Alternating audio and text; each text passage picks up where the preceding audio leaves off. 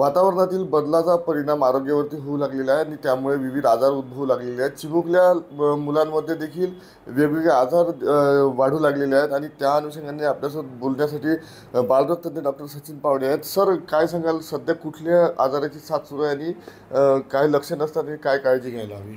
मोठ्या प्रमाणात शाळा सुरू झाल्यानंतर आणि वातावरणातल्या बदलामुळे व्हायरल इन्फेक्शनची साथ बऱ्याचपैकी आहे। सर्दी, ताप, उलट्या, हगवण याच्या साथीसोबतच दरवर्षी शाळा सुरू झाल्यानंतर येणारा हँड फूट माउथ डिसीज नावाचा आजार मागच्या बऱ्याच दिवसापासून मोठ्या प्रमाणात बळावतो आहे। या आजाराची लक्षणे म्हणजे सुरुवातीला थोडा ताप येतो, बरेचदा ताप नसतो सुद्धा, पण तोंडाच्या आतमध्ये, हातावरती, तळव्यावरती, पायांवरती आणि पार्श्वभाग म्हणजे आपला जो जिथून लॅट्रिनची जागा याच्या आजूबाजूला पुरळ येते।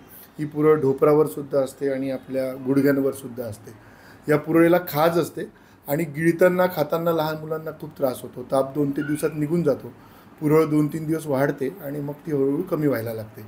हा आजार तसा सिरियस नाही, परंतु याच्यामध्ये काही पेशंट सिरियससुद्धा होऊ शकतात। कधी हार्टवर सूज येणे, ज्याला आम्ही मायोकार्डायटिस म्हणतो, पण फारच रेअर त्याचे सिम्पटम्स आजार आहे। नॉर्मली हा निघून जातो, पण मुलं खात नसल्यामुळे बरेचदा अशक्तपणा येणे किंवा सुस्त होणे, कधी शुगर कमी होऊन जाते।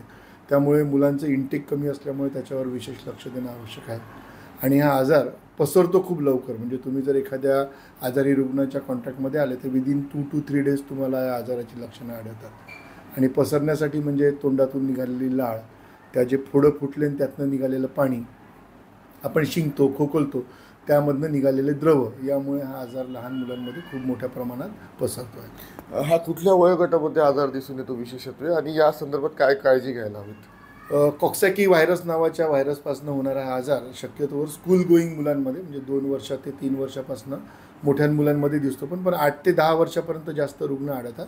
त्यानंतर तिकडे तेवढे रुग्ण आढळत नाही किंवा त्यांच्यामध्ये खूप मोठ्या प्रमाणात आजार लक्षणं न आल्यामुळे तो दुर्लक्षितसुद्धा होतो। परंतु ज्या लहान मुलांचे मुलं, भाऊ बहीण हे शाळेत जातात, मग छोटे जर 6 महिन्याचं बाळ असेल आणि त्याचा जर 3 वर्षाचा भाऊ शाळेत जात असेल, त्याच्यापासून त्यालासुद्धा होऊ शकतो।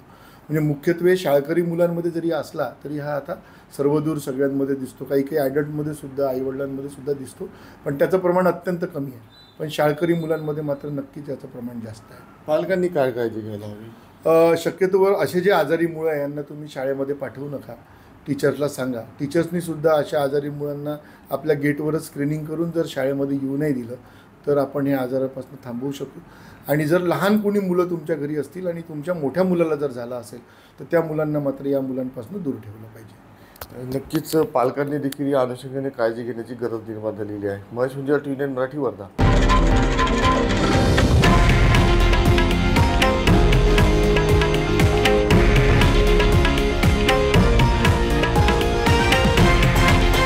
हे आहे देशातील नंबर 1 न्यूज नेटवर्क आणि आपण पाहत आहात TV9 मराठी, एकमेव।